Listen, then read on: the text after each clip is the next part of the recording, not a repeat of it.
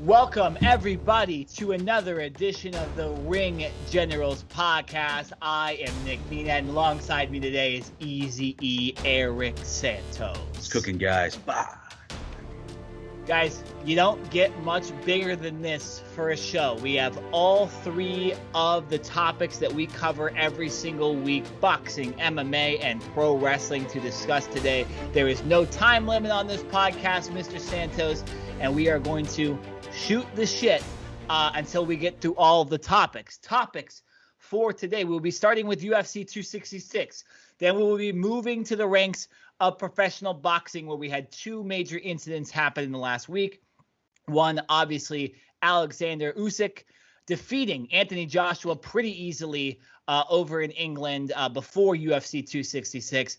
And then I think the thing that most people have seen, Caleb Plant and Canelo Alvarez actually throwing punches at each other during their first press conference after signing a much controversial deal in the first place. Yeah. We will then move to the ranks of professional wrestling to end the show, where we will go over the two major companies, AEW and WWE. They both put on quote-unquote pay-per-views. AEW, of course, emanating from New York City, Grand Slam, two shows worth 4 hours of wrestling time, and then Extreme Rules yesterday, Sunday. We're recording here on Monday.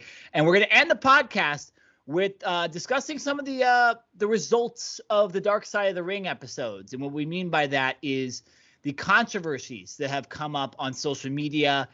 Since those events, we will comment on what we saw and give our opinions on some of the names that were discussed in those episodes. So, Eric, a lot to talk about, but we're going to start with UFC 266. Man, great pay-per-view, as always. It was the first time in a while the UFC put on a pay-per-view. It was like a month and a half. It felt like forever. What were your first thoughts after this giant UFC pay-per-view on International Fight Night? Man, it was a great pay-per-view. The prelims definitely delivered. I believe the one with Marlon Moraes versus Merab. Can't pronounce his last name, but Vilashivi, I think that's his last name. I'll say this, Eric, to start this show too. Don't even try to announce some of the names, because this might be the most difficult pronouncing name pay-per-view ever. I mean, I'm not going to try to, but Marlon Moraes and Merab Develishvili, I don't know how to pronounce it either. Normally, I'm pretty good at this. I've mastered Nurmagomedov. Right, but I can't get anything else. It's a little too hard. I mean, look, the prelims delivered, and both of those guys, they delivered one hell of a performance, and it just goes to show as well in the main card, Nick Diaz, even though he lost, it can show that he can still go. Hopefully, this may not be the last time we see Nick Diaz. Could this be the last time? Some people may say yes. It all depends on Nick. Shevchenko, dominant as always. Jessica Andrade, going on a, collision going up against Calvillo, and of course the unforgettable, match against Ortega and Oleksandr Volkanovski. One hell of a performance. Herb Dean should get a medal for that, for letting it continue, man. I was kind of wondering, like, Herb, are you doing the right thing, man? Are you doing? I don't know, because that, to me, it looked like he could have just automatically ended the match between Ortega and Volkanovski, because it looked like Volkanovski, he had this in the bag. But, man, oh, man, you cannot doubt the heart of Ortega. He was so close, just so close on choking out Volkanovski. That one was just wild. And then Volkanovski breaking out of it.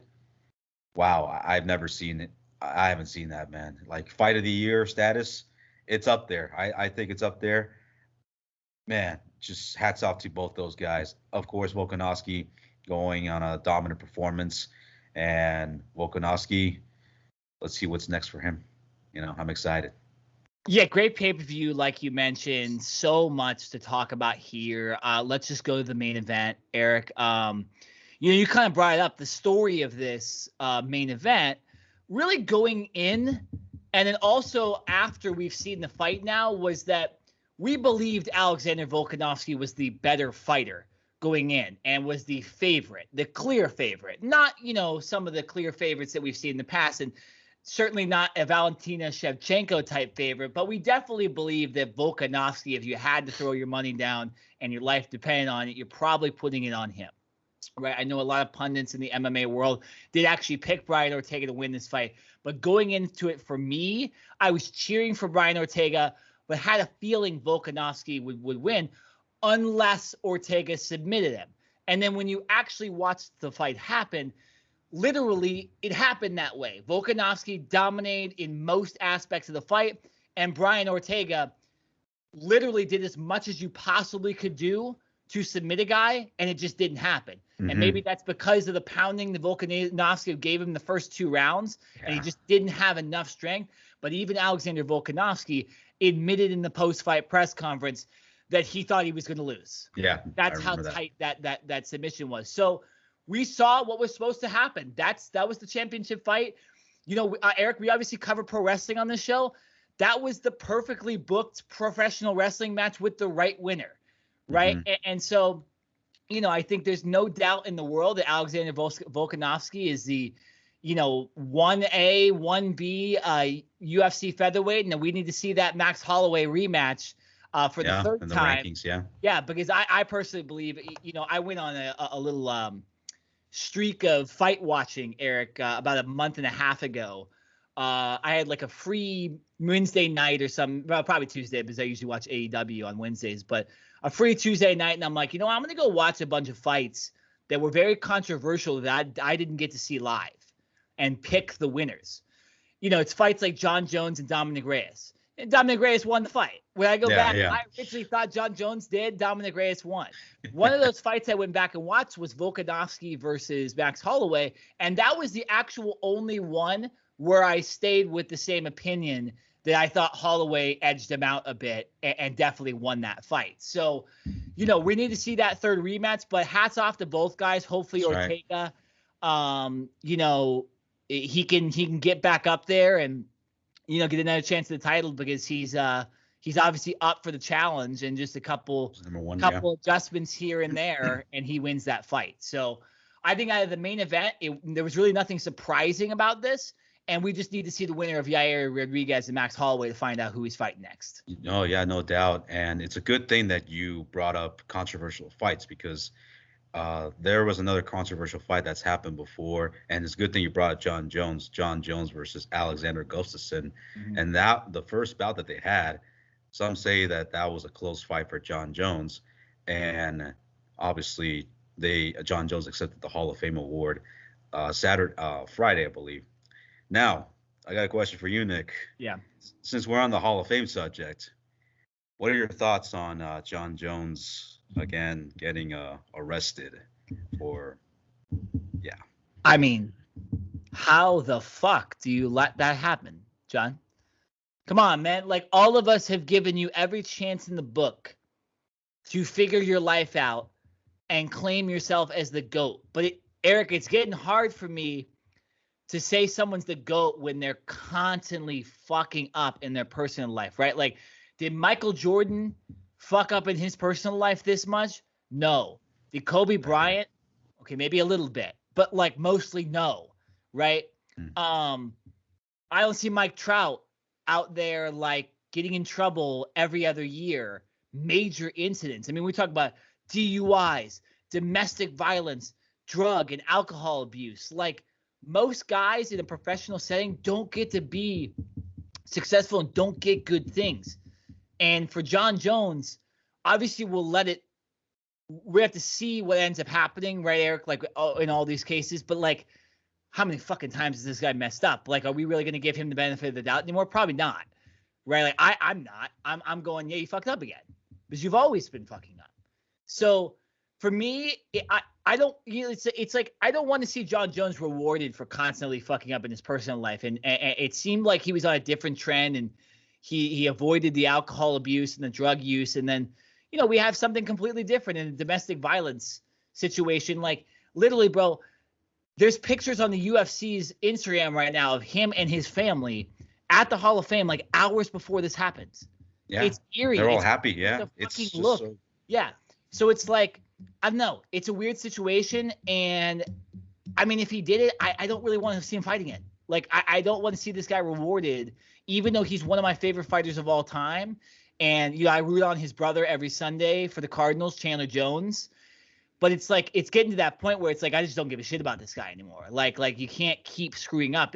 Yeah, Eric, this happens in friendships. It happens in relationships. People end up like kind of walking away from each other, and I almost have to walk away from Jon Jones if this is all true again. It's super disappointing, and it's something I actually kind of almost wanted to forget about this weekend because of how good UFC was and how shocking the Usyk upset was of Anthony Joshua. But it's like, I'm so glad you brought it up because it is a topic that we need to talk about today. Seeing a lot of controversies, him getting arrested, Dylan Dennis getting choked out by a cop. Yeah. Oh man, it's just two guys that keep fucking up and not succeeding, and it's just like, how do you root for these guys anymore? You know, it's kind of hard, really difficult, but it poses a big question for Jon Jones of his heavyweight career, because some say that this may be the end, but some say that no, he's going to come back. He's going to get awarded again, and he's going to come back and challenge Francis Ngannou or any of the guys from like Stipe or anybody out there, Ciryl Gane. But as of right now, I don't know. Like, is he going to get his life back together or what's going on? Because it does sound really eerie after seeing him accept the Hall of Fame award and him saying that, yeah, hopefully I'll do my best to do things legally and not get myself into trouble. And this was hours before this happened. So it's really, it's frustrating. It's really frustrating on my part. That's what Yeah, because, right, like, I mean, we were thinking about Jon Jones, like, fighting by the end of this year. Yeah. Right? Like, that was the talk earlier this year when Ngannou won the championship, that it was going to be Jon Jones, Francis Ngannou, that was going to be the next fight. You know, obviously, that's the heavyweight division is just in a shit show right now. Like, Ngannou's not even defending the title. And, you know, right now we have, obviously, Ciryl Gane, who might be better than Francis Ngannou. And it's like, it's all different now, and it really has changed for Jon in a lot of ways. But I don't know. I mean, if this is true, we can't keep, like, or I won't even say we, because I don't want to put words in other people's mouth, but I can't keep supporting a dude that keeps fucking up and clearly has, like, issues in his personal life. Like, I'm sorry. The guy, like, you're talking about one, like, $30 million for a fight, and you can't even stay out of the, like, trouble of the law. Do you know how many fighters, Eric, there are that don't get in trouble with the law? Like, most of them. And this guy just can't do it. You know, and has support from his family and, like, has plenty of money. I don't understand it. I don't understand people like this. Just stop what you're doing. So change topics a little bit to get back to the pay-per-view. Valentina Shevchenko, again, with a big, easy win. I'll tell you a funny story, Eric, before I get to before I ask you this question. I drank a lot on Saturday because I was really excited. I due to my schedule outside this podcast, I haven't been able to watch a lot of the UFC cards live, and I've had to watch them super late at night or the next day. And so this was the first pay-per-view in a while I'd been able to watch live. And, you know, I started watching it probably about 4:30, really got to see most of the, you know, the prelim fights. And so, you know, I was excited and I drank a lot. And, you know, a lot of tequila, right? Yeah. And I was sitting on this couch that I'm sitting on right here watching these fights with my girlfriend. And I in the middle of the Shevchenko Murphy, I fell asleep for 2 minutes. What? Bro, I fell asleep because it was so dominant and so boring. No disrespect to Valentina Shevchenko, but she is just so dominant. And it had me thinking, like, Eric, like, you know, Shevchenko and Nunes, both after their fights, and it makes sense for Nunes because she has the 2 wins, but Shevchenko specifically after her fights, she's not like these other fighters. She's not calling out Amanda Nunes. No. Like, I get how they both could just ride off in the sunset as 2 of the best female fighters ever, right? And I don't think there's a debate that Nunes is better at this point because she beat Shevchenko twice. But, like, do you really want to see any women's championship fight in the higher ranks, in the women's flyweight and the women's bantamweight and featherweight that's not Amanda Nunes versus Shevchenko? As far as right now, no. But, you know, seeing Shevchenko just, she, like you said, like, I'll fight anybody. And it seems to me like everybody, like, there's more stock into Amanda Nunes' name. Valentina Shevchenko, as great as she is, I just see more like it's a good thing that you brought that up. Like there are more people calling out Amanda Nunes than Shevchenko. Do I see a little bit of fear for Shevchenko because Shevchenko she went to like what 3 to 4 rounds against Murphy, and Murphy got dominated by Shevchenko. And just that one time when Shevchenko slipped, I people were like, oh, like she just fucked up, and all of a sudden she got back up. I'm like, it's those small little things that really kind of frighten me about Shevchenko. It's those small things that really make me like, yeah, whenever you think you can doubt Shevchenko, don't doubt her. But yeah, man, I mean, I really think that Shevchenko, as of right now, like seeing other people as I see in the rankings for the flyweight, number one is Jessica Andrade, and that's like a former opponent that she had. So I think the same result's going to happen with Shevchenko if she ever faces Andrade or Chukagian.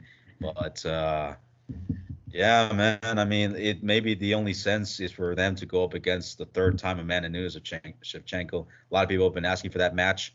Or Shevchenko goes up to strawweight. That could be another factor right there. Something that I've been thinking about too.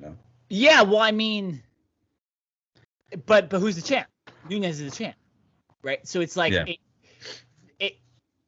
yeah, for me, I just think that would be a legitimate super fight in women's MMA that I would buy fucking every pay-per-view dollar for. Valentina Shevchenko versus Amanda Nunes. But when you look at the history of these two fights, number one, both of them went the distance. Nobody knocked each other out. Nobody got submitted. When they fought the first time, Shevchenko was relatively new to like I don't want to say the main event scene, but like the top of the card. It was only her second UFC fight. And she lost in, a 3-rounder going the distance, and Nunes won clear decision. Their second fight it was Shevchenko's first championship bout. It went all 5 rounds, and it was a split decision. Mm-hmm. So it's like, for me, both fights happened 2016, 2017. Like, they're both different fighters. In a lot of ways, they're both better. And I think actually, in some ways, Shevchenko has gotten more better than Amanda Nunes. Amanda Nunes has just been dominating. She kills every opponent, so it's hard to like tell what goes on. But like you said, besides that one round she lost to Jennifer Maia, a super submission artist, a Brazilian Jiu-Jitsu black belt, like she has crushed everybody.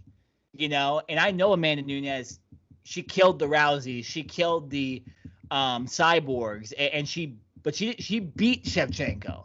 She didn't kill so for me, this discussion of like, because 5 years ago somebody lost, like, nah, come on, look what happened. I mean, Robbie Lawler, Nick Diaz is obviously a big difference, but like I thought Lawler would win that fight, because they're different fighters at different points. So I don't know, I feel like that's in both those divisions, probably a bantamweight fight. Realistically, that's where you need to see Shevchenko fight Nunes for the title, because I'm not really interested in any fights between Nunes versus anybody besides Shevchenko. And like, look how excited we are over Zhang Weili and Rose Namajunas 3, right? Like look how excited we are about this fight, right? I want to see Joanna Jędrzejczyk fight one of those two ladies again. I'm actually legitimately excited to see that fight. I'm semi-excited to see Jessica Andrade fight Shevchenko only because of how dominant her performance was this last Saturday. But again, seen that, done that, and Andrade is just so much smaller. It's like it's such a mismatch, especially in women's fighting. So, yeah, I mean, I don't know. I would rather just see something else. But, Eric, moving on. The last fight we'll talk about until we move into the ranks of boxing. Nick Diaz, Robbie Lawler. Yeah. You already said it in your initial kind of statement talking about your recap of the fights. Nick Diaz, what was it? Did he break his nose? Is that why he kind of just... his nose, yeah. Yeah, right. He broke his nose pretty severely, so he kind of just called the fight himself. Did you said you want to see Nick Diaz again? Who would you want to see him fight? Because Robbie Lawler, I felt he was already winning that fight anyways, in a lot of ways. So he was most likely going to win it if he win all 5 rounds. Who would you want to see Nick Diaz fight next, since he did lose to a guy that's kind of at the end of his career? Well, there was a guy who has not really called him out, but he did say that he would love to fight Nick Diaz at some point, and that happened to be Jorge Masvidal. Okay. Masvidal has been trying to get another rematch against Nate Diaz, but hey, look, if he can't get the rematch against Nate Diaz, why not go up against his older brother Nick Diaz?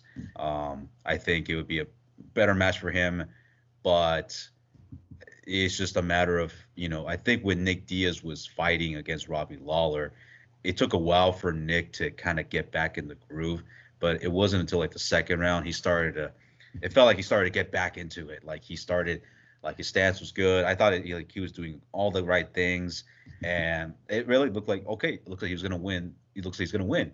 But, Robbie Lawler was just a better fighter and just broke his nose. And that's when, okay, yeah, never mind. Like Nick Diaz is, yeah, he got him. But I think it's the overall presence that people love about the Diaz brothers. And they just want more of Nick Diaz because he's been out of the game since 6 years, or 5 or 6 years. And so I think it's the overall presence that people just want to see him back. And whenever it's always good whenever we see the Diaz brothers back, in the octagon, Nate or Nick, it's the presence of them.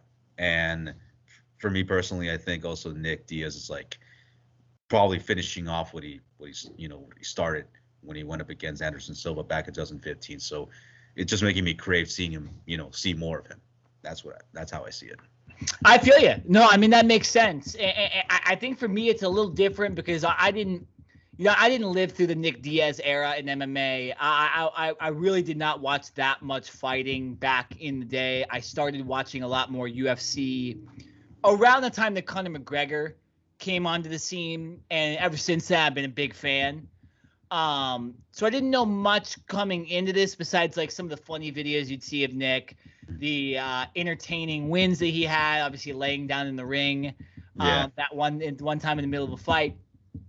I obviously knew a lot about Robbie Lawler because, again, came in during the Conor McGregor days. There was some massive fights Robbie Lawler was in back in the day, championship fights. Of course the McDonald fight he had that went back, one of the best fights to ever see. So yeah, I knew what this might be. I just felt like, number one, Nick was weird coming into this fight week. Dad bod. I don't want to make comments on that because there's a lot of UFC fighters that look like shit. But I just think he came in and he didn't bring the Diaz energy to the week. Nick comes in, he talks shit, and he's doing all the press. And Nick came in, even when he walked in the arena, he was by himself, right? It was just it was a weird scene to see. And I think Masvidal would obviously, someone like that would bring him up, and that would be a massively produced fight, whether it be main event or co-main event or this fight, the third main event with 2 championships. But I just need to see more at it. I want more of the Diaz out of Nick Diaz. I felt like I didn't see enough. And then when he lost, it was well, what was the point of that? For me, it was he lost. I don't want to say he quit, but he kind of just gave up in the middle of the fight. Yeah, don't go Stephen A. Smith. Don't go Stephen A. Smith right now, man. I'm not. But it was just I understood. Now you look at the replay. Again, Eric, a lot of tequila. When you see it happen initially, I'm shit talking on Twitter, all this stuff. But then you look at the replay, and you're okay. Flip off the screen, yeah. Yeah, he broke his nose, and it was pretty bad. He didn't want to lose all the blood in his body, so he had to call it, right? And it was the end of the third round, anyways. So whatever. But yeah, I think for me, I just need to see more Diaz out of Nick Diaz the next time around, or I don't see a reason for him to be in the UFC anymore. I like the Diaz brothers stuff. Nate brings it on when he fights. Nick didn't, and Nick lost, and Nick didn't knock down, Edwards in the last round. He had some good good looks, might have won round 1, might have won round 2, but pretty much lost that fight pretty fair and square.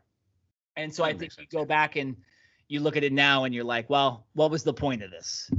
If he's not going to bring the Nick Diaz energy, why is he still in the UFC at 38, 39 years old? What's funny is that Conor McGregor actually praised Nick Diaz's boxing. I'm not sure you saw that tweet. He says that, hey Nate, like your boxing is pissed compared to your brothers. Like, what you?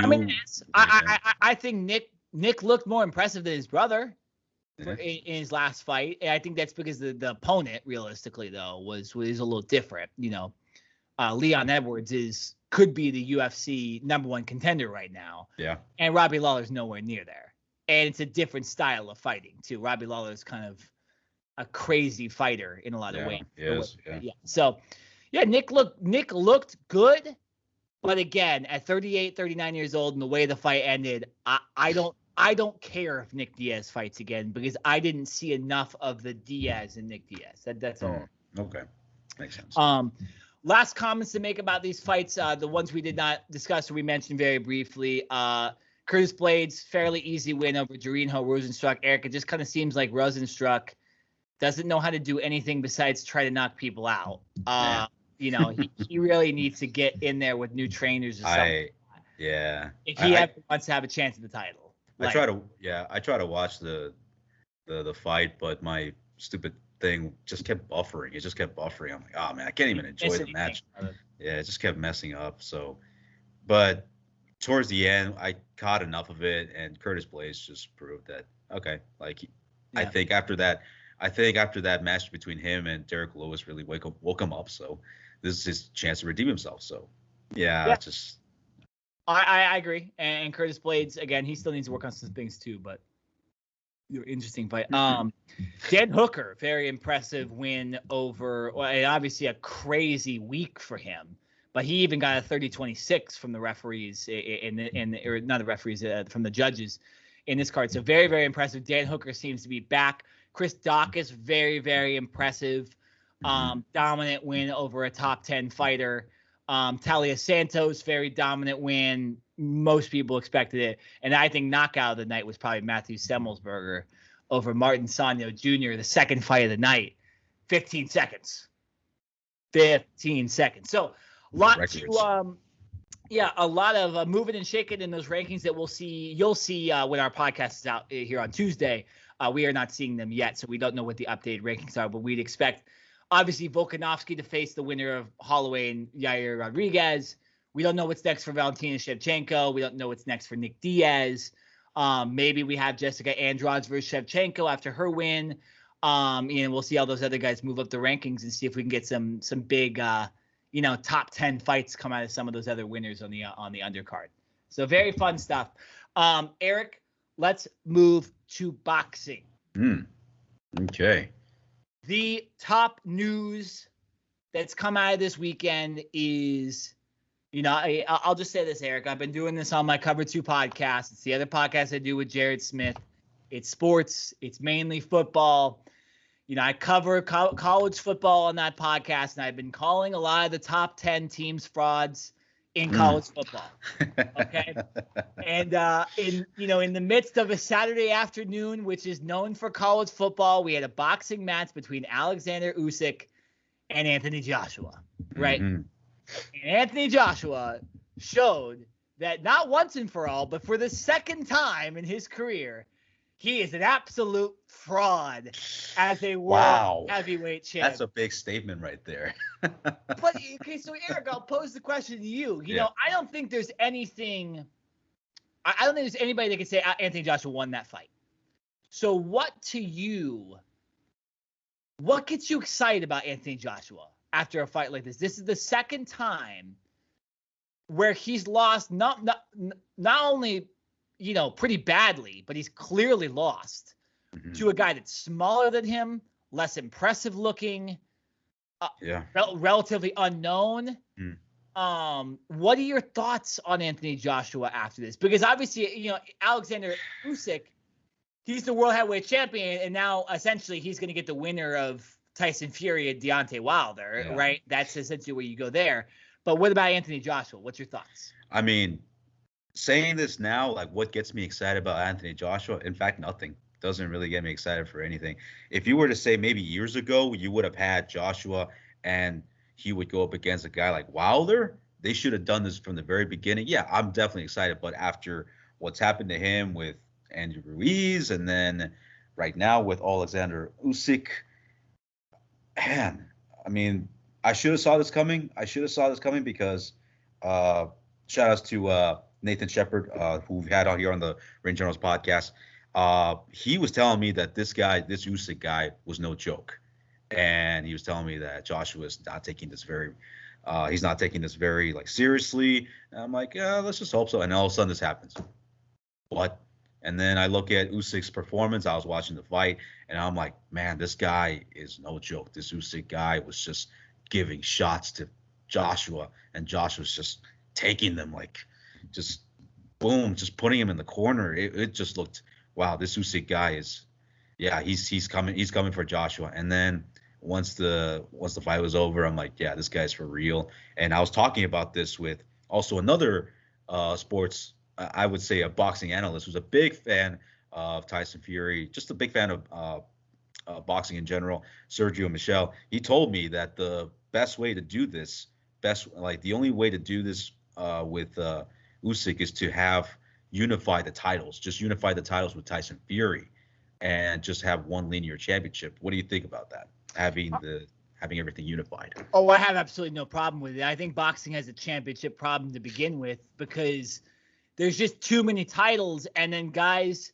frauds like Anthony Joshua end up with championships, and then they lose them to guys that may or may not be actual heavyweight champions as well, because they held the standing of heavyweight champion when they weren't it's like, so almost some of these titles are like the United States Championship or the Intercontinental Championship in WWE, right? Like, yeah, you're a champion, but are you the top guy? No, because everyone knows that Tyson Fury is the number one heavyweight in the world. Now, if Anthony Joshua would have came out and defeated, Alexander Usyk, who I believe was undefeated going into this fight, or if not, I remember from a couple of years ago him being ranked in the top 5 as far as fighters, period, on earth. And he was primarily a light heavyweight champion and a cruiserweight champion. Right. So the level below heavyweight, which again, Eric, is just another, like, are you fucking kidding me, man? Like, this guy isn't even a true heavyweight, and he goes in there, but yeah, absolutely. To answer Sergio's question and your question, absolutely. We need to see, Tyson Fury versus Alexander Usyk. That is if Tyson Fury wins, but we expect that to happen on October 9th against Wilder. So yeah, and when I talk about frauds, like I did earlier, this is how I do it with college football. You have to look at the opponents that they had the impressive wins versus, or the guys they lost to. When you look at Andy Ruiz Jr., right? You obviously crazy knockout in Madison Square Garden. Like no one would have ever expected this. One of the biggest upsets ever in boxing history. And Anthony Joshua goes and starches him in the second fight. And we all expected that. And if you were a betting man, if you didn't put the house on Anthony Joshua in that second fight, you are a dumb. Okay. So, but then what does Andy Ruiz do after that second loss to Joshua? Is he kind of barely beat Chris Arreola, who's a kind of a nobody. And he realistically kind of lost. If you actually look at the stats, he might have lost. So Joshua's not that great of a heavyweight fighter as far as the top guys go. Usyk's a little different. He came into this fight relatively impressive before, just not known to the American audience or the United Kingdom audience because he's fighting out of Ukraine or wherever he was fighting out of. I forget the exact country. It hadn't really fought anybody impressive.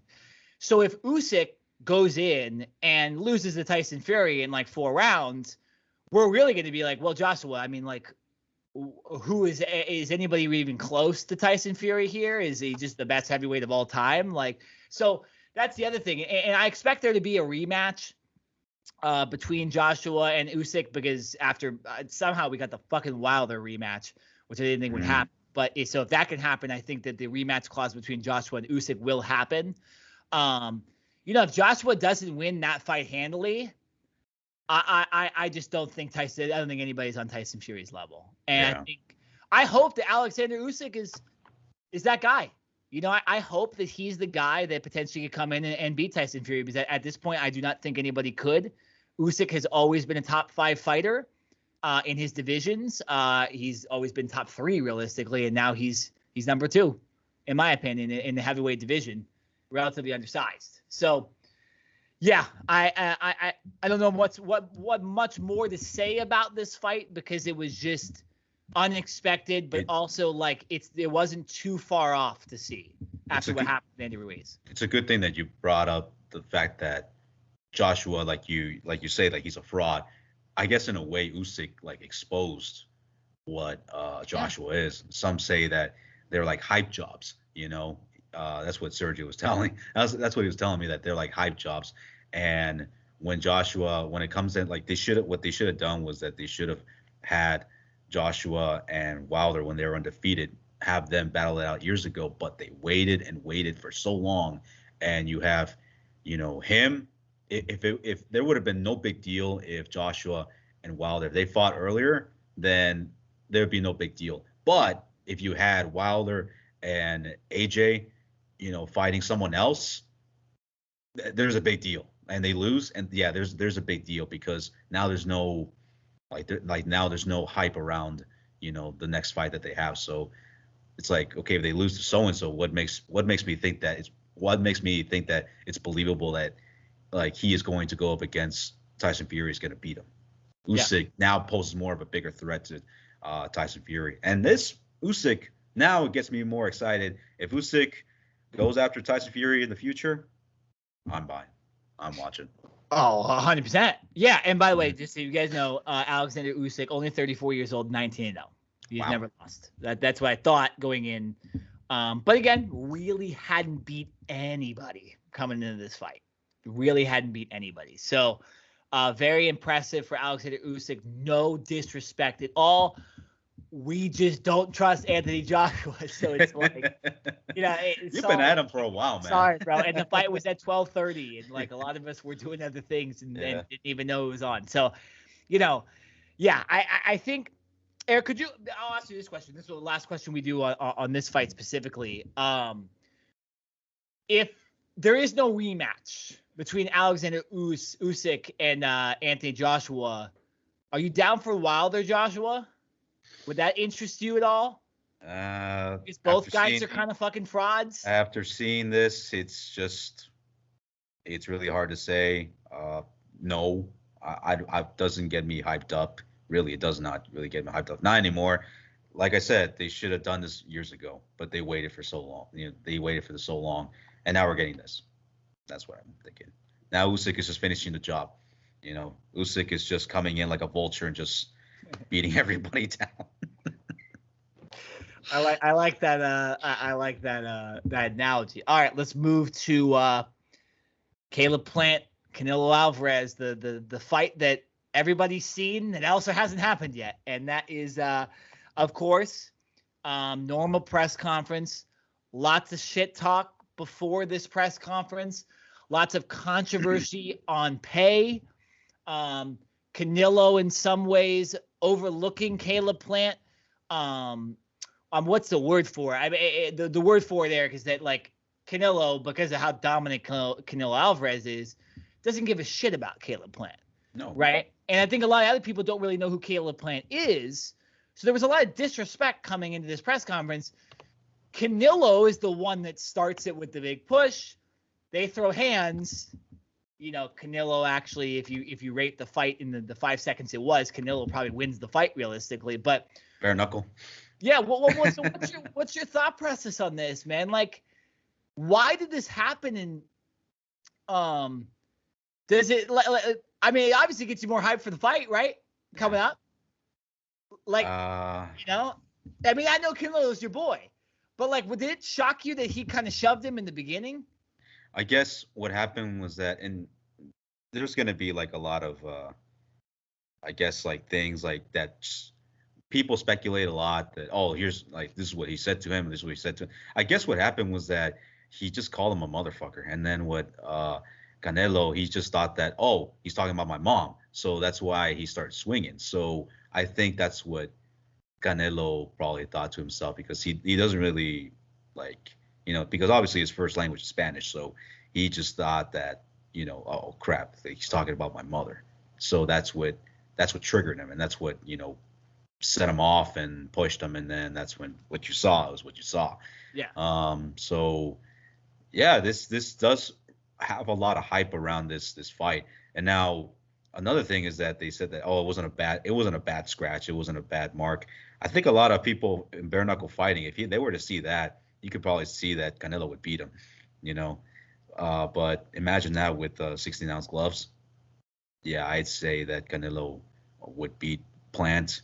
Maybe Plant doesn't know what he got himself into, but I'd be prepared for this one, because that was just a small taste of what Canelo is going to give to Plant. So, Ooh. yeah, November 6th, Saturday, MGM Grand Garden Arena. This was going to be a good fight. Yeah. No doubt, there's a lot of bets on Canelo going up. A lot of bets are going into Canelo. Plant, he's got to be ready for 12 rounds, because this one's going to be good. And I do not expect the shit talking to die down, because there's going to be more shit talking. So stay tuned for that. I'll say this, Eric. Like, Canelo's doing it right, man. He's doing it right. Like, not only does Canelo just keep fighting and he never takes breaks, but every opponent, it seems, gets a little better, right? And the shit talk gets a little bit more, because the opponents are getting better and these guys are more confident. I mean, Canelo is 56-1-2, right? He doesn't need to be doing this, but that's because we're used to these other boxers. They just don't fight, right? The Terrence Crawfords, they don't fight. Errol Spence Jr., well, I'll say this. I mean, it's more if Terrence Crawford doesn't want to fight Errol Spence Jr., even though that's the fight that needs to happen, right? Mm-hmm. And so Canelo just look, it's a random middle of the weekday, and what comes up on the Ring General's Twitter account is, oh my God, Caleb Plant and Canelo just threw punches at each other at the press. That never happens. Rarely. So they are doing it right. They made me so much more excited about this fight than I normally would be. I can't wait to watch the next press conference. I will say this, though. I'm a little bit disappointed that this fight is happening the same night as UFC 268, I believe, the Madison Square Garden card. So with Colby Covington and Usman. Yeah, you know what I'm saying? I got to watch that, you know what I'm saying? Maybe we'll do, hey, Eric, maybe we'll get together. We'll have a little 2 TV setup on this one, and we can watch both fights at the same time. Like this, Yeah. No, maybe we'll have to figure something out. But, yeah, I'm excited. You may never know when your Cardinals play on that same night, too. So stay tuned. Well, no, it's Saturday. It's Saturday, so I don't have to worry about it. Oh, okay. That's good. It's Saturday. The Cardinals play on Sundays, so I'm good, buddy. I never have to worry about that. No World Series, nothing. Oh, that's good. Yeah. Yeah, but so I just think Canelo's doing it right. And, smart to Caleb Plant, too. Obviously, Canelo has a huge fan base. He's got an entire country behind him. Yeah, that's not difficult to deal with. No. He's going to go in there at the MGM Grand Garden Arena, and it is going to be green, red, and white all over that arena. Okay? And there is going to be fucking nobody cheering for Caleb Plant. Barely. Okay? So he's the number one underdog in this. And do what you got to do. Hype up the fight, make as much money as possible, get those extra pay-per-view buys. These guys are smart. I can't wait for the fight now. Good job, Canelo and Caleb Plant. Great job. And now for that one. So we're going to be moving on to the next one. And I believe we had another pay-per-view card. I believe that was AEW Grand Slam, right? Isn't that right? Not even a pay-per-view. We got it on TV, Eric. Yeah. Well, what? How does that happen? And it was a stadium? What? How does that happen? Is CM Punk wrestled on TV? Yeah. What? Bryan Danielson versus Kenny Omega. What? Oh, man. That should have been like on a pay-per-view, right? But apparently we had it for free. The dream match a lot of people were talking about. Malachi Black up against Cody Rhodes. Sting and Darby Allin and FTR. It wasn't just like one show. It was 2 shows. Dynamite and Rampage. Both turned into pay-per-view quality. Ooh. Man, I gotta ask you, Nick, what did you think about it? Dude, I mean, it's the most excited I've been in a very, very long time about a pro wrestling show on television, like a Monday Night Raw or a Friday Night SmackDown. I think, you know what it is? I think this was the most excited I was for pro wrestling in a week since the debut of AEW in October of 2019. That same week, we had the debut of SmackDown on Fox, where The Rock showed up, all that stuff. NXT going one-on-one. It's the most excited I've been about a pro wrestling week, and it's only because of AEW. Because, like you said, we started off these 2 nights on television with Kenny Omega versus Bryan Danielson. That was the beginning of the show. 30-minute draw, and I could give a shit less that it was a draw. You know what this did? Yeah. You know what this did, Eric? This made it so that, Eric, we don't even need to see a winner and still be entertained. That's how good AEW is doing. I didn't care. I didn't Right? care who won. It was a great match. I loved it. Insane. It was what they delivered. Yeah. It's You don't see insane. So, you know, and then like you mentioned, Cody Rhodes returned, Brandy Rhodes returned, Sting wrestled on television, CM Punk started the show on Friday on Rampage, and it ended off with a lights out match between Jon Moxley and Eddie Kingston tag teaming versus Minoru Suzuki and Lance Archer. You know, Adam Cole, the super click came back. The super click, Adam Cole and the Young Bucks. Right?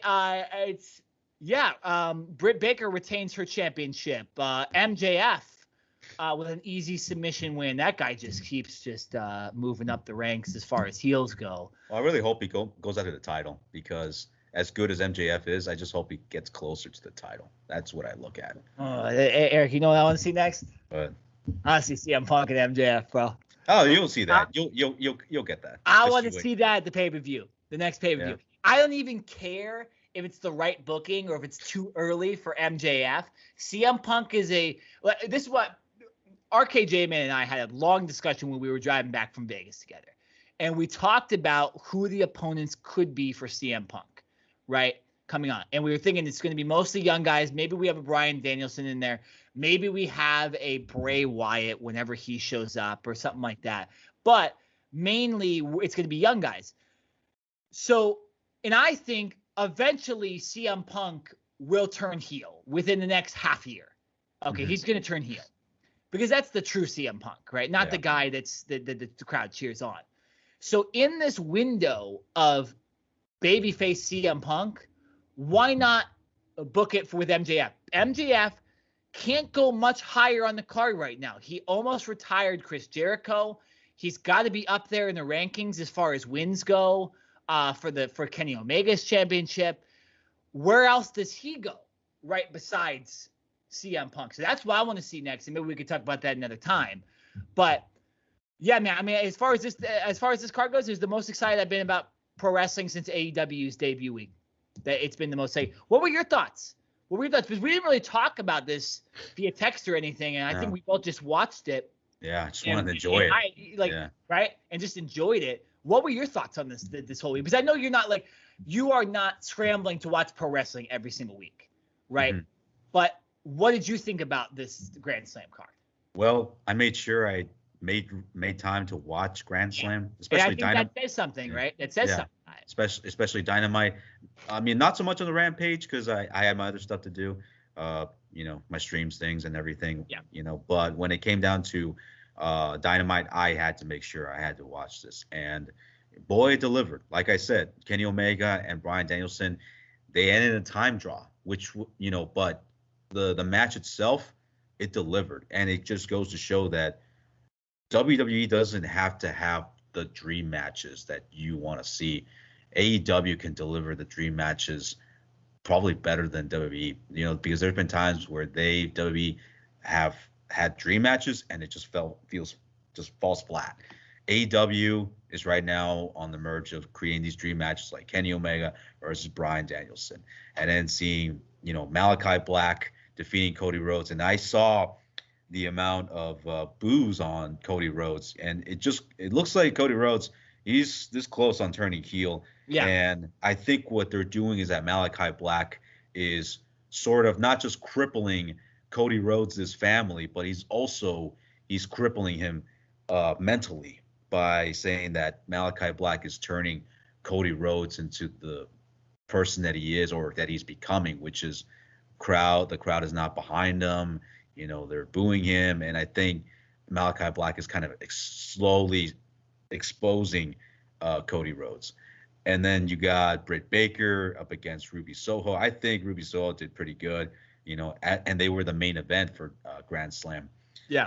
The Super Click as well. Those guys, I thought they did great when they went up against Christian and Jurassic Express. Homicide coming in on Rampage. Wait, what? They came into the 8th to the Lucha Brothers? What? How does that happen? And then John Moxley and Eddie Kingston. Obviously a phenomenal match. MJF being Brian Pillman Jr. I was cheering for Pillman, but obviously MJF he's just that good. Man, that was. Oh yeah, and by the way, we had guys like the Inner Circle. The Inner Circle get beaten by the Men of the Year thanks to the help of American Top Team. And for you MMA fans, yes, JDS, Arlovsky, Paige Van Zandt, Vanderford, even Jorge Masvidal got himself involved, and Jorge Masvidal gave freaking Jericho the running, the super necessary knee, as I guess they call it. Yeah. So, geez, man, like what's going? This is the week. Like if you're a pro wrestling fan, man, it was stacked. You got it all. You had the entire package. Well, again, and then we're going from. I know this wasn't a pay-per-view, but we're going from that, and now it's like, oh, now what's gonna happen on Dynamite?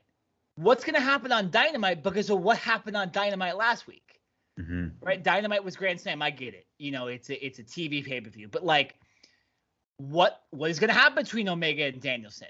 Who is next for MJF? Who is next for CM Punk? Who's next for Britt Baker?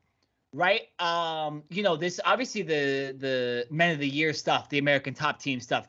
Chris Jericho getting kneed in the face by Jorge Masvidal does not mean the end of a storyline. Okay, that it leads to something. So there's a lot. There's a lot going on. Before we move on, Eric, real quickly, what do you think? Because we both mentioned that we loved the Adam Cole and Young Bucks and the Super Click and all that stuff. You think it's time for trios titles in AEW? Because it seems like that would have they can do it, right? And it's not going to be oversaturated like WWE titles. Is it time for trios titles? It seems to me that AEW is testing the waters with these trios tag teams, as you see Death Triangle, and you see the Super Click. If they're testing the waters for trios tag team titles, I think that's time. I mean, they've done it with Lucha Underground, so why not do that here at AEW? So I think right now it's probably the best time to do it.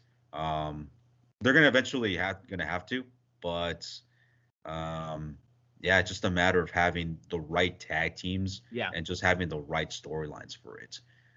That's something that maybe AEW has been trying to figure out. You just gotta have the right teams, because easily I think the Super Click part, the Super Click, they can easily become trios tag teams. And Christian Cage, Jungle Boy, and Luchasaurus.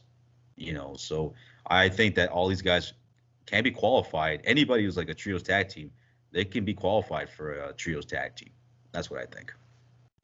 Yeah, it's just gonna be interesting in the future. It's one of those things that I like. You wonder why AEW hasn't done it yet, and maybe it is because they have a lack of trios tag teams. But I think with a lot of people talk about AEW and they discuss oh, you don't want your roster to get too big.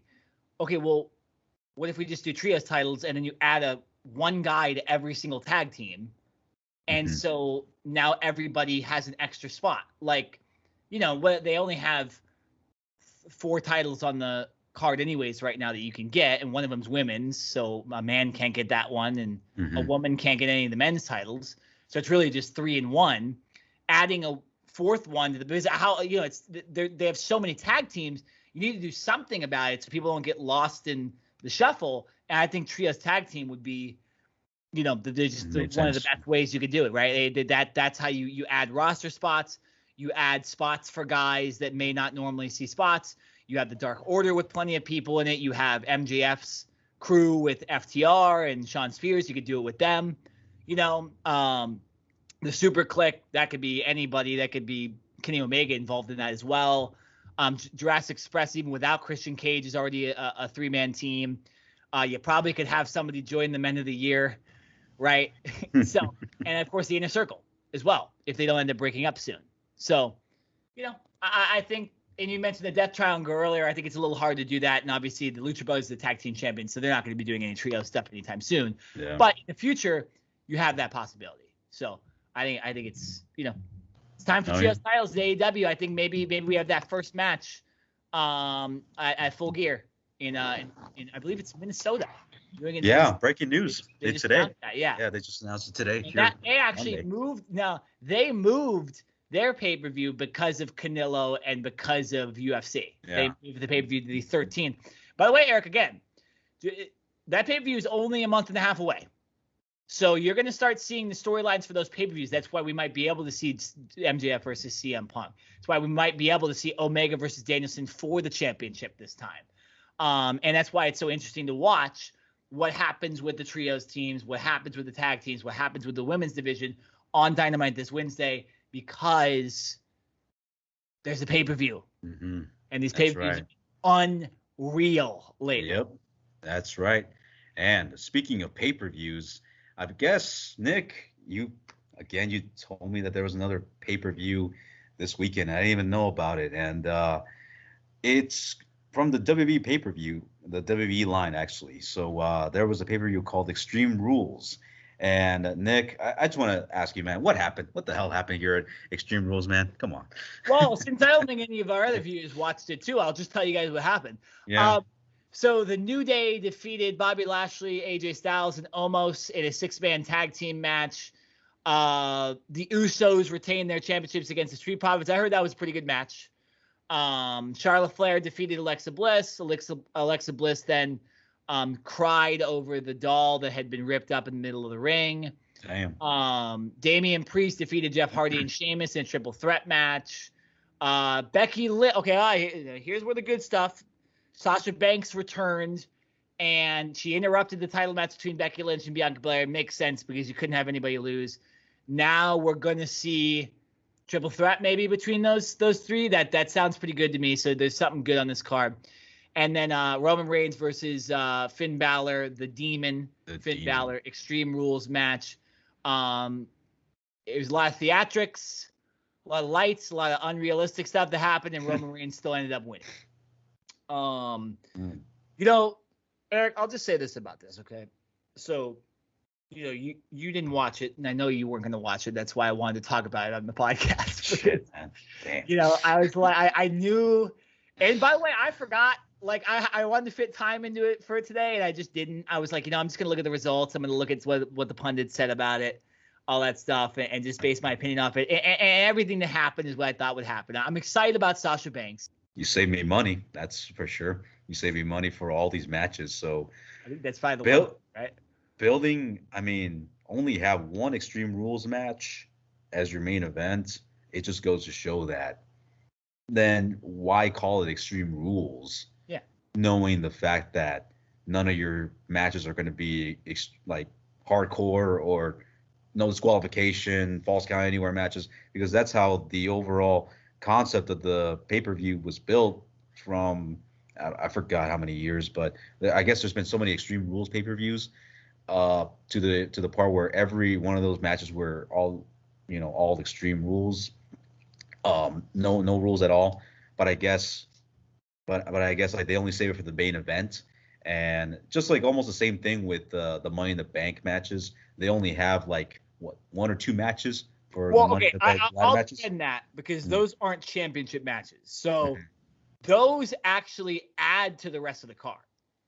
And it's like even Hell in a Cell. Yeah, obviously, Eric, every match isn't going to be Hell in a Cell on the card, right? But I want to see at least two.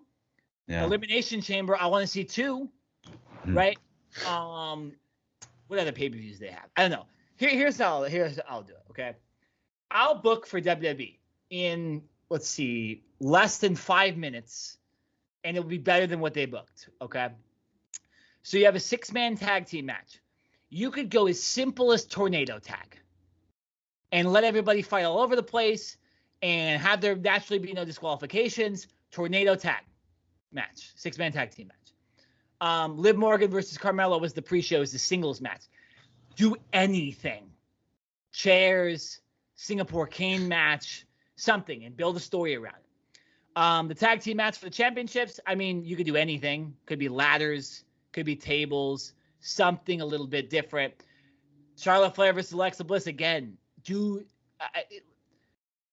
I mean, what could you do there? Again, it's the same thing. You could do Extreme Rules. Just do Extreme Rules match. That's it.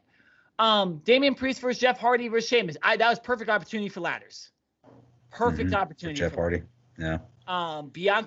Becky Lynch versus Bianca Belair. It's simple as chairs, right? Just something different. Contract on a pole. I don't care. And then, yeah, obviously the main event was fine. But it's just every one of these matches could have just been something that would have made it a little bit better. But would have been made it more worth watching. And they just dropped the ball again. It's the laziest booking of all time. And Eric, you want to move on? Please, let's move on. So let's move on. So we're an hour into the podcast right now.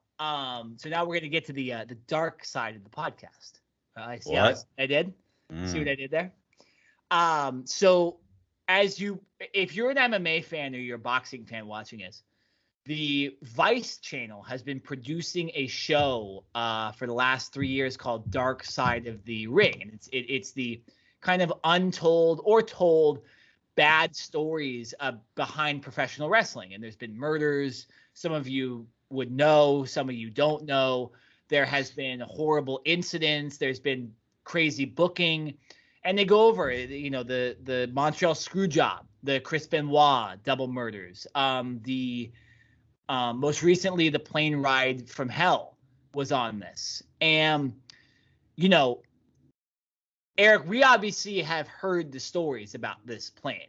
We've joked about it. We've heard stories from Sean Waltman, Kevin Nash, all these guys from those I believe kayfabe commentaries. Yeah. That's where it stems from, these stories. Justin Credible's told the stories before. But now to see it on a professional television show is like, okay, well, what's their angle going to be? And their angle ended up being the treatment, realistically, of the on-flight staff. And those are the stories we hadn't heard before. We'd heard about the Freebird, whatever his name is, getting his ponytail chopped off. Michael Hayes? Michael Hayes, yeah. Michael Hayes, yeah. Yeah. Getting his ponytail chopped off and it being put on the wall on Raw the next day. I mean, that's hilarious. Yeah. Right? That's hilarious. There's really no dark side to that, right?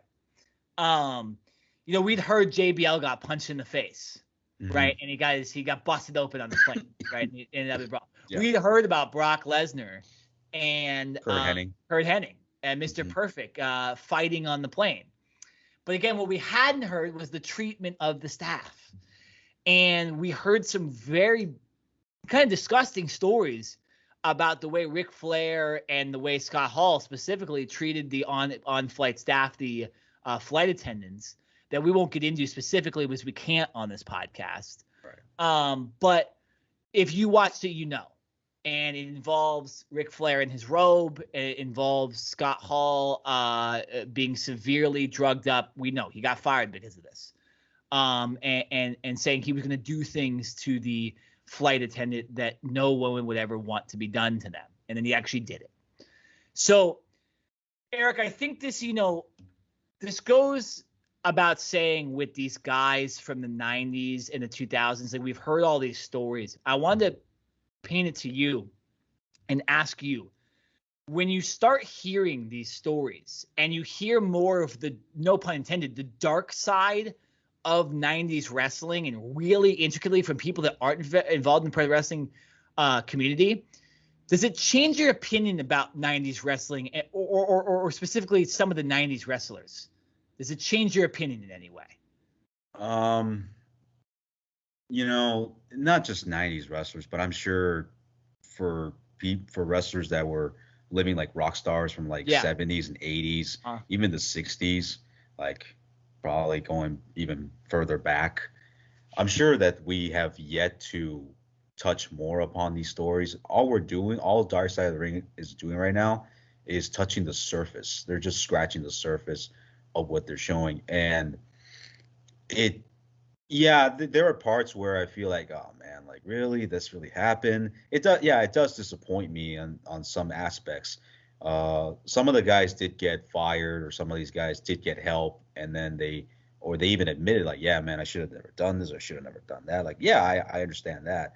Um, yeah, the thing is that it does make me question about Ric Flair, that of all those things that Ric Flair said, like on those promos, like longest line, longest ride, like all those things, Yeah. like those promos, I'm like, kind of make me wonder, like, okay, how much reality did Ric Flair say in those promos? Like, did he really mean it? Because it just makes you think, like, some of those promos that he says on TV, is he really that guy backstage?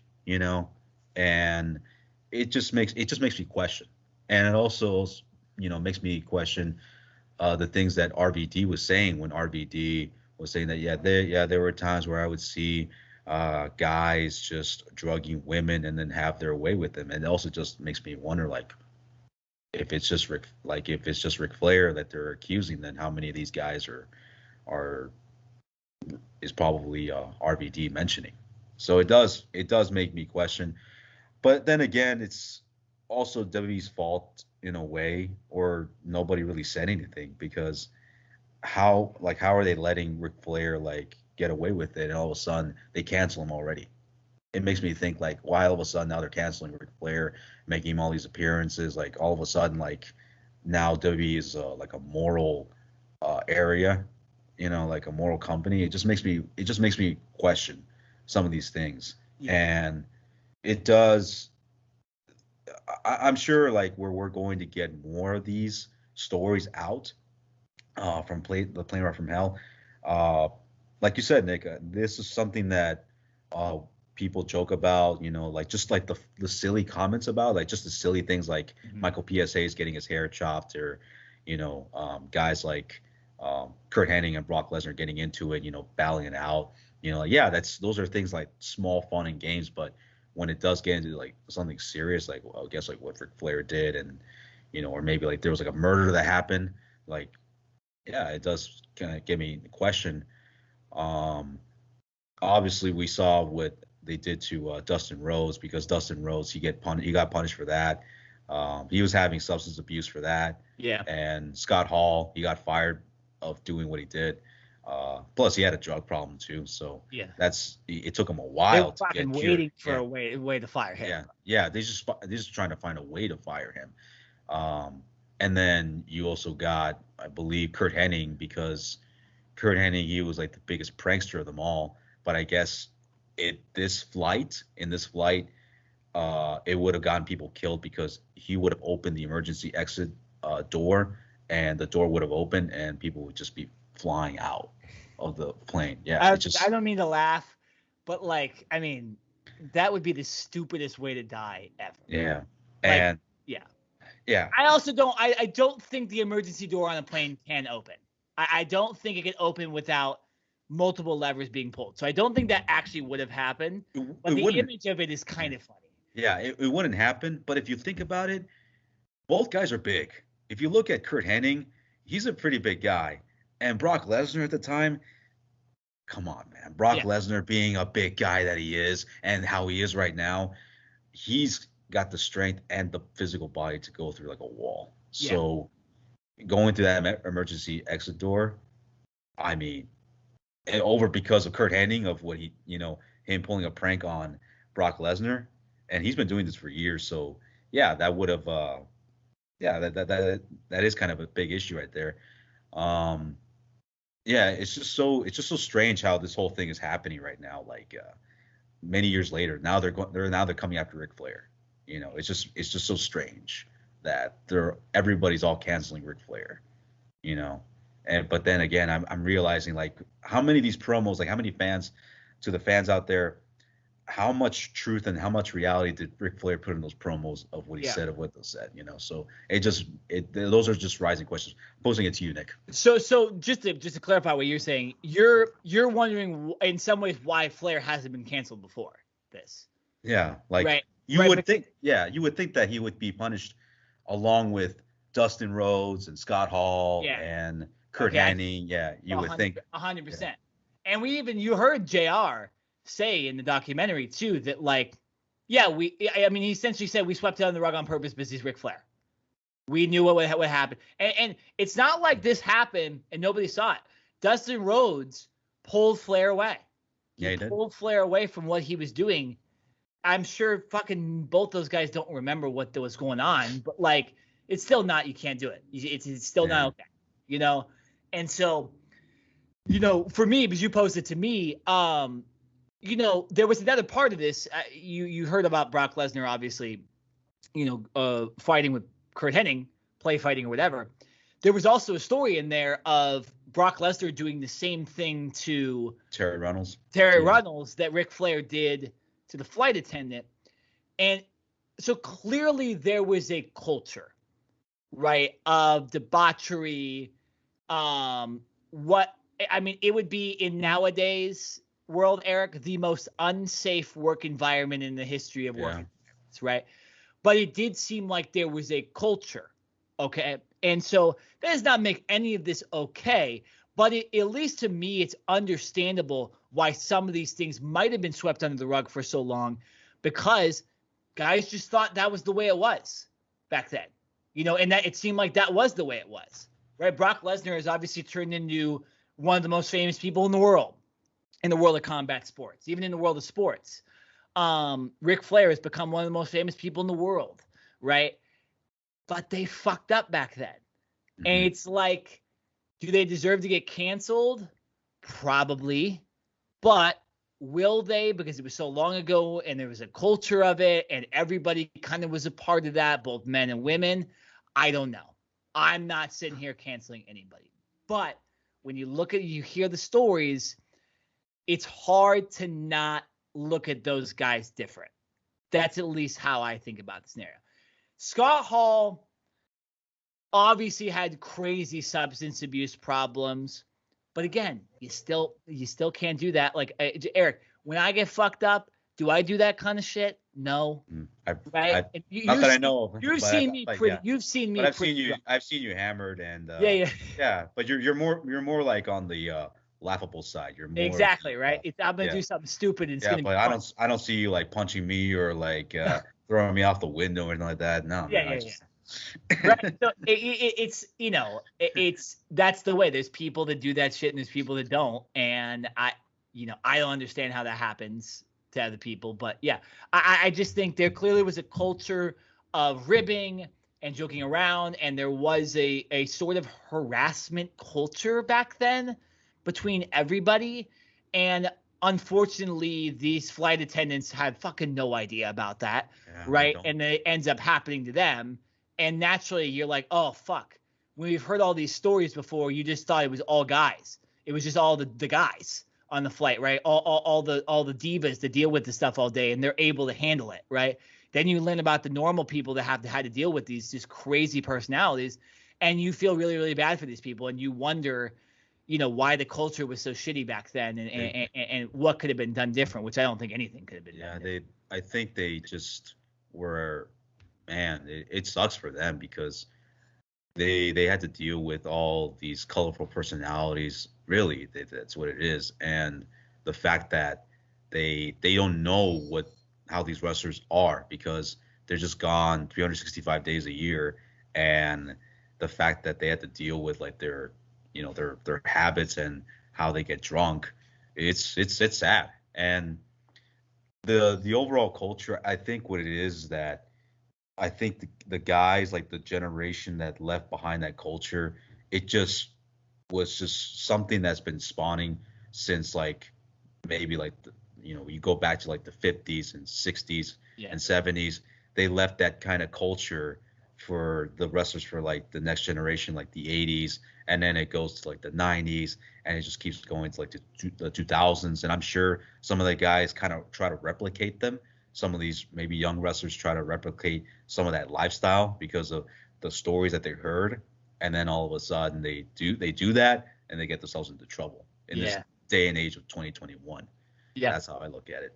Yeah, no, I mean, I think you're right on the mark there. That the stuff that was seemingly okay in the 70s, 80s, and 90s, and early 2000s, or it was the guys from the 80s, 90s bringing it to the early 2000s, were okay back then in a lot of ways, and are absolutely not okay. And that's where the canceling comes in. That's where these guys get this shit. And I think it's deeply rooted. That's just natural. It's what has to happen. Right. Mm-hmm. And I don't want people's lives to be ruined over mistakes they made 20 years ago, but it does seem like it was a bit of a pattern with a lot of these guys too. Mm-hmm. And it wasn't just single incidents, and then we have the next episode of Dark Side of the Ring, and it's centered around Canyon, but realistically what I got out of it's centered around the disapproval of homosexuality in professional wrestling in the same years that we just talked about, the 70s, 80s, 90s, and really the disapproval of homophobic people in those times as well. Obviously, Eric, again, we think a lot differently on that topic now, right? But back then, it was not okay to be a gay wrestler. Whether you like that or not, that's the way it was. And we're not agreeing with that. We're just saying that's the way it was. And so Canyon, unfortunately, his wrestling career was ruined by this, and his post wrestling career and his life essentially was essentially ruined by this disapproval of homophobic people. The main thing I wanted to talk about with this was John Cena. John Cena got a lot of flack after this episode for comments that he made toward Canyon not to his face. Or it might actually been to his face on the Howard Stern show back in 2006. He said that Canyon wasn't fired back in 2003, 2004, whenever he was fired because he was gay. He got fired because he sucked at professional wrestling. And a lot of people disagree with that and wonder if there was meaning behind John Cena, or maybe that was a cover of John Cena being homophobic. So, Eric, another topic coming out of this Dark Side of the Ring in the same time frame. Again, the just culture of professional wrestling, specifically in the 80s, 90s, and early 2000s. But John Cena now at the front of this. Your just quick thoughts. I know you haven't seen the episode, but your quick thoughts when you hear again about the culture of professional wrestling in those times. Maybe, I don't know. I mean, not necessarily John Cena, because you haven't seen the clip, and you can ask me that if you want to. But, I mean, if he just says that he sucks in the ring, but he didn't add like any homophobic slurs onto Canyon, like all because I didn't like him because of so and so, then I guess like it has nothing to do with the homophobic part. I think John Cena just looks at him, any wrestler, like who's this guy? He probably thought the same way too about CM Punk, because when he heard about CM Punk coming into that ECW brand back in 2006, he's like, I heard about this guy, but like, who is this guy? He probably thought the same way too about Chris Canyon. He probably also thinks about that. He probably thought about that for many wrestlers at the time. If this was in 2006, then I'm sure he felt the same way too about many other wrestlers coming in around that time. But Chris Canyon, it's sad of what happened to him, how he ended up, and I believe he had a bipolar disorder at the time, and he tried to take his life before. He was on a documentary called Death Grip when they were interviewing wrestlers for the Chris Benoit murder in 2007. And at the time, Chris Canyon said that, I've taken pills and I've tried to take my life like 2 or 3 times. And this was in 2007. And then fast forward how many years later, he takes his, he passes away. And it just goes to show that Canyon did have his demons. Canyon,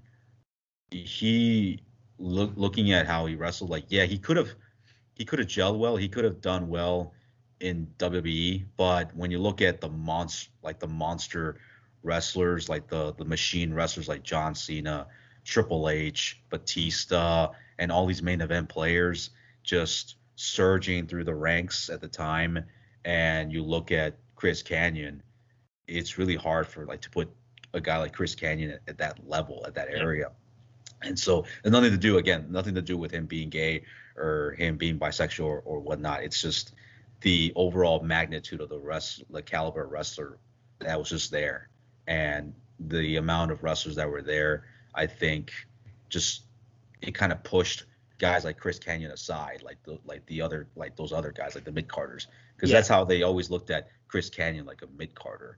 And it's just sad that, Chris Canyon's not here to, have his side right here. It's just sad, but you brought up so many good points there, and I'll extend on what you were talking about. I think that you mentioned that John Cena might have thought lower of other guys in the mid card, because remember, Eric, here's another part of the culture from the 70s, 80s, 90s, early 2000s there was a strong competition between the wrestlers, right?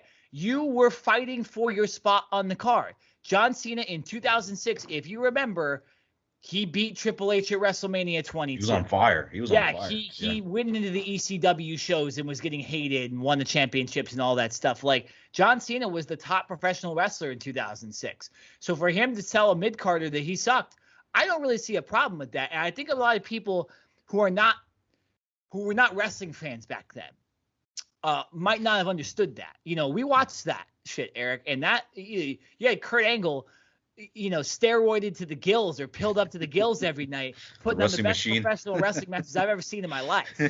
Right? He thought he was going to die every day, so he was putting on the best matches. That's what they call the wrestling machine, man. Yeah, Kurt's okay now, so we can joke about that. But there was some unbelievable professional wrestling and professional wrestlers back in 2006, and I agree with John. Chris Canyon wasn't on that level. And he was dealing with a lot of personal problems that I think he got stuck in his head as, maybe WWE not thinking as high of him because he was gay. And obviously the attack from The Undertaker, his last appearance in WWE seemed a little bit brutal. But I just think, again, Chris Canyon, I think, saw that his wrestling career was in a lot of trouble and tried to use, in some ways, an excuse to prove, that, and this is what John Cena is saying. That's that Canyon was using an excuse that wasn't the reason he was fired and let go. He was just a mid-carder or a low-carder that couldn't cut it with the top guys. And I don't know if he would have, Eric. We're looking back on his talent. I don't know if he would have been able to have the impact of Edge or John Cena or Triple H or Shawn Michaels or Batista or whoever else you want to put, CM Punk, right, in the mid-2000s. So Rey Mysterio, throw him in there too. Yeah. Randy Orton. But it's fuck, Jesus Christ, how did I forget about him? So it's just, and you at the time before everything happened, you also had the Benoits, the Eddie Guerreros, these just really great technical professional wrestlers in there. Tough time to be a wrestler. It's a extreme sad story, but I saw that story more of, number one, again, that the WWE culture was not chill at all in the early 2000s, at least. And that, it showed that in that time of professional wrestling, some guys' lives got ruined by the competition aspect of it. And some guys end up being in movies, like John Cena ended up being ultra famous and marrying one of the Bella twins and all that. So like it said, that's what pro wrestling was. Pro wrestling is not like that anymore. It is more of friendship driven. It's more there's less competition between the wrestlers themselves and more creativeness, helping each other out. Helping each other out. So yeah, man. I mean, just a lot with these Dark Side of the Ring episodes. We got more. Yeah, I mean, and there's 6 more in the season. So yeah, we got the Frontier Martial Arts Wrestling with the what is it? Luna. That one should be interesting. Luna Vachon. Okay. Yeah, Luna Vachon, and the other one that very familiar with, XPW Extreme, that I've seen with Rob Black's XPW, and to end it off, the steroid trials. Oof. Ooh, and I'm telling you, I mean, that's going to be a brutal one because it's man. Eric. It's going to we're going to have the same conversation. It's going to outline how terrible the steroid use has been in WWE specifically, but also WCW. We know what was going on back then too. So yeah, lots to talk about there. But Eric, I mean, good show. And we fit this into an hour and a half. Damn, man. We fit this into an hour and a half. Right? This is good stuff. If you guys aren't entertained by this, where else are you gonna MMA and wrestling? Wow, where else are you guys gonna get this? You know, where else are you gonna get this? So yeah, that's been the Ring Generals. Next week, surely, Eric, we're gonna be talking about Deontay Wilder and Tyson Fury. That fight will be next Saturday. Wow. So we will talk about that on Monday, Tuesday, one of those days. The next podcast will be released Monday, Tuesday, Wednesday, and this podcast will be released Tuesday morning. Because I just found out I'm not recording my other podcast today. So I just got a text mid-podcast. So wow, already. this is definitely getting released on Tuesday. So yeah, good stuff though, Eric. Always fun talking to you. I think you flow really well, and I'm down always to talk everything with you. We need to, like I said, we need to plan something for November 6th. Canelo Alvarez. You know, I'll wear the Mexican colors too. I love. I might be busy that day, but we'll see. Yeah. I know sometimes your family gets together for that stuff, don't they?